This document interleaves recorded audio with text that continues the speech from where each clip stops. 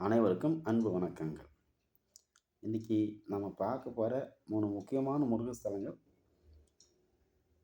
திருவாரூர் மாவட்டத்திலேருந்து ஒரு 15 கிலோமீட்டர் தொலைவில இருக்கிற எண்கண் முருகர் கோவில். இந்த கோவில் அப்படி என்ன விசேஷம்னு பார்த்தீங்கன்னா, இங்க இருக்கிற முருகரை தரிசனம் பண்ணோம்னா, நம்ம இழந்த பொருட்கள் நம்ம திரும்பவும் கிடைக்கும்.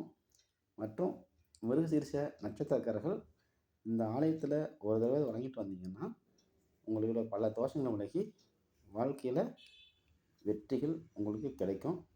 பல நல்ல முன்னேற்றங்களும், மாற்றங்களும் ஏற்படுத்துவதற்கு இந்த முருகரை ஒரு தடவை தரிசனம் பண்ணிட்டு வாங்க.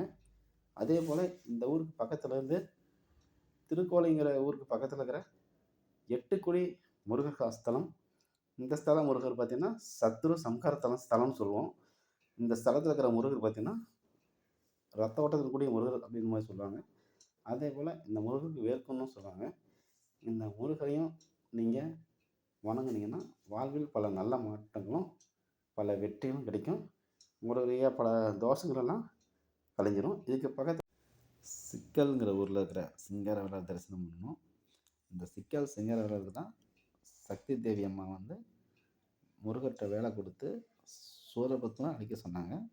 இந்த 3 கோயிலையும் நம்ம ஒரே நாள்ல தரிசனம் பண்ணிட்டு வந்தீங்கன்னா, வாழ்வில பல நல்ல மாற்றங்கள் நடக்கும்.